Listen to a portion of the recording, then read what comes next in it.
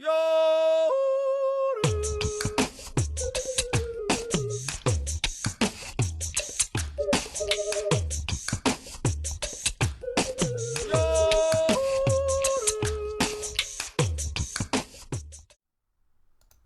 Hello, everyone, and welcome to the Great Waifu Debate, the only show where you get two guys in a voice call to talk about some anime titties. You know, we're kind of toning this down for this episode because, you know, as you know, this is a very, very special episode.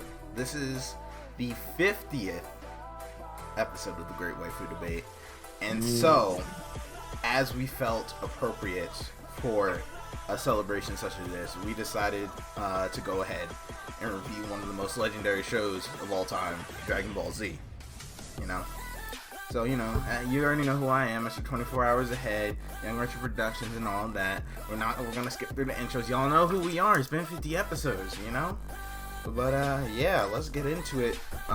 You know, links in the description and all that. But yeah, let's talk about this show, Dragon motherfucking Ball Z. So this is a weird show to talk about, you know, because you're really there's so many people who already know about this show, right? You already know who it's about. It's about Goku. He's a alien who's come to Earth as a child, essentially, and was supposed to destroy the Earth, but he ends up becoming the protector of Earth and fights off various threats throughout the world and the universe even. And yeah, you know, it's a pretty simple explanation. Kakarot, I think I have Alzheimer's. But it's a pretty simple explanation of the show, and kind of what I want to talk about today. You know, not even getting into the waifus and all that. It's kind of about the characters of the show, because sometimes a Saiyan just needs a daddy dom. Sometimes you get people who generalize a lot of the characters, like Goku, and say, oh, they're just When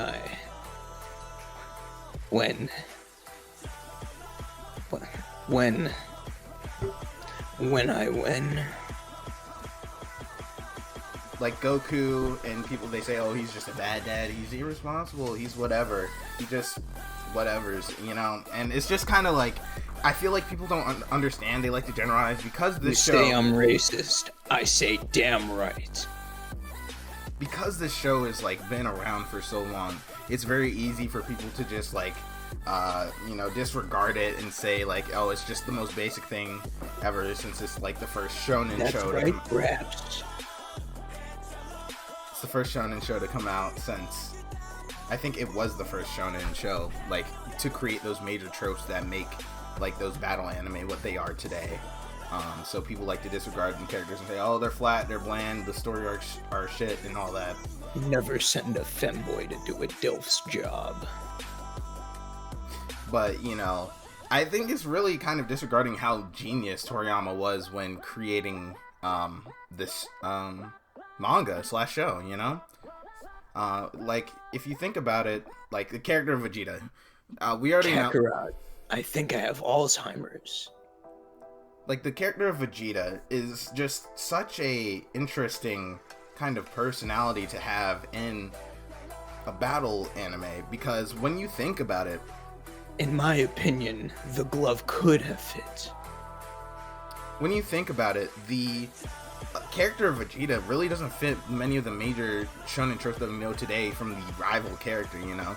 The Sasuke's, the, who else we got? What's his name from Bleach? I can't remember. The Killuas, you know what I'm saying? Like, the main secondary character to your main character, he really doesn't fit a lot of these tropes, you know? And, I mean, to be fair, Goku's had a lot of these kind of characters, because Piccolo was kind of like that first version of a rival and all that.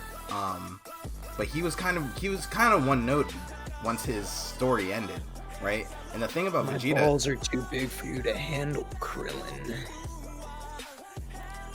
And the thing about Vegeta is that he is defeated very early on, you know? It's like one of the first arcs in Dragon Ball Z. And he actually sticks around, and the most progression you get out of the character actually comes from him after his defeat as a character. Whereas, you know, Naruto is built up to this whole fight against Naruto and Sasuke, you know. They're going to fight each other, they're going to clash their ideals. And Dragon Ball's like, no, this happened a long time ago. Now it's this character dealing with the fact that they're not going to win, and, like, they're wrong, essentially, especially a character with so much pride in their what they think is right, and to just get disregarded by the main character, and basically their ideals are telling them that they're wrong, essentially, because their strength means everything to them in that sense. And then so you see his struggle, like, to deal with that fact and kind of accept that. And, you know, throughout the Cell Saga, you know, he's trying to retain what makes him him by, you know, being a cocky asshole, essentially, you know, and just keep going with what he's doing. And it doesn't work. It actually screws people over that he actually now cares about, which, as opposed to the beginning of the show, he didn't, you know. And so you keep Is it slavery when you get what you want? And so you get this character who's slowly progressing and coming to terms with the fact that, like, he is growing as a person, even if it means he's kind of disillusioning himself with the ideals he formed his major persona around as he was growing up, you know. And that is, like, a really interesting thing that just doesn't really get talked about, because, oh, it's Dragon Ball Z, punch, punch, kick, kick, you know? So, yeah. And, you know, in the Majin Vegeta arc, of course, you see that, like, super denial come to a head where he's trying to, like, be like, no, I'm still my old me, I don't care about anything or anyone. And he ends up not even being able to hold himself to that when he sacrifices himself for Majin Buu. And all I'm that. even more Vegeta now. And he sacrifices himself for his family, and yeah, and you actually see that. The interesting thing, you know, probably people who are a little bit well versed with Dragon Ball even know this little tidbit, but if you actually look at Vegeta's incarnations of his armor throughout the years, he's losing every time a new saga starts. He loses another piece of armor, which is kind of like him losing his Saiyan side and becoming more human in the process. And by the time you get to the Buu arc, he actually doesn't have any Saiyan armor on at all, and it's just the tracksuit, which is an interesting tidbit. I don't think many people, you know, think about. But, like, the character of the Vegeta, that's just one character in Dragon Ball, right? And you're just getting that. You're just getting that throughout the whole show with multiple characters, you know? Goku is a pretty straightforward guy, but he also has, you know, a couple of facets to him, you know? That people don't like to... everyone, I'm Goku now. That people don't like to, you know, talk about. Where he's just like a kind of straightforward guy, and things... He rushes into things, but he's not stupid, you know? As, like, the future shows make you believe. You know, he's not like an idiot. He just has a very straightforward way of thinking, as opposed to many people. You know, he's just a dude who wants to fight. But he's not like someone who just was like, no, it's fine. I'll send my son to go die because it's epic.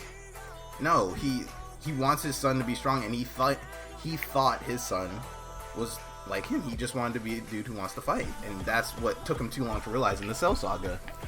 And that's, like, the one major fuck up he made. But, you know, he's bad dad. He's bad dad. How long is this shit going on for?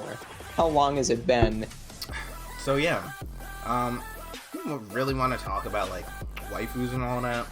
I'm not going to count Frieza, because we don't know if Frieza's a guy or a girl. I think Frieza might be genderless, even. Frieza don't got no gooch or nothing. But, so... We got a couple options, like...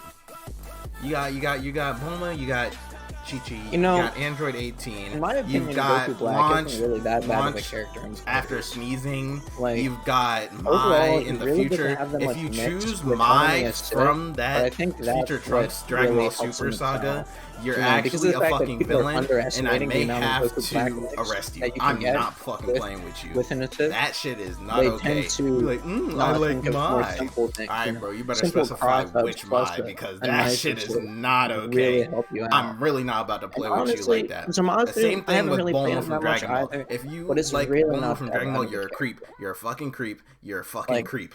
I don't understand you. I just don't know Milf how to say it. Bulma I'm is kind of actually sick of just the seeing best. The same with UIs Chi-Chi. and 21s all the time. Especially 21 you is just Chi-Chi such a fans. fucking You boring guys ass cannot character. be trusted. I just you can't. motherfuckers cannot be Every trusted. time I play against like a 21, Chi-Chi I from when get first appeared. frustrated. Bitch, Oh wow, was you like can do a fucking 3. 50-50 off of You anything. getting Congratulations, bro. you a Smash player Congrats. now? You're a Dragon Ball playing like Fighters the player easiest- now? You're playing like the Fucking easiest ugly fucking character. ass nigga, bro.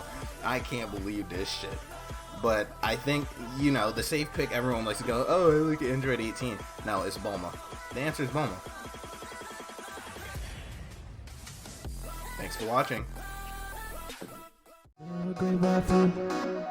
The Great Waifu Debate about anime titties. The Great Waifu Debate about anime, yes.